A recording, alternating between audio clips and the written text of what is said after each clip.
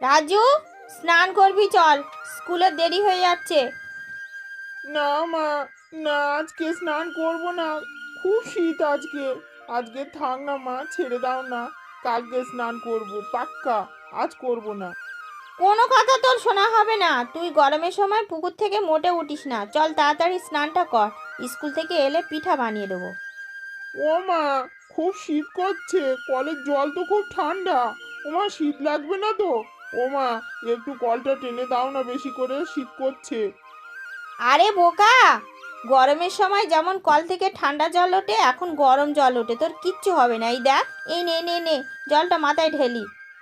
আ ও মা, খুব ঠান্ডা গো, খুব ঠান্ডা। ও মা, ও মা, স্কুল থেকে তো কখন এসেছি, তোমার পিঠা হলো?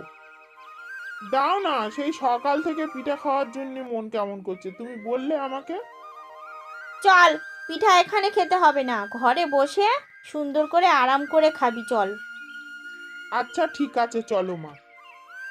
ও মা, নারকোলের পুর দিয়ে পিঠাটা খুব ভালো হয়েছে। আর গুড় দিয়ে খুব মজা লাগছে গো মা, সব খেয়ে নেবো আমি। রামু কাকার এই ফুলের বাগানটা খুব সুন্দর।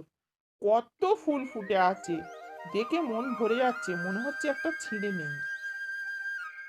উমা, কাকিমা এখানে কুলের আচার রোদে দিয়েছে। হুম, দেখে তো আমার জিভে জল চলে আসছে। কাকিমা নেই তো?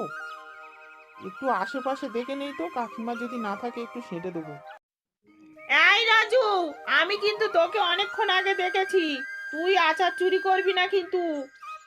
যা বাবা, একটু আচার খাবো ভাবলাম, কাকিমা দেখতে পেয়েছে, আর সাঁটা হলো না।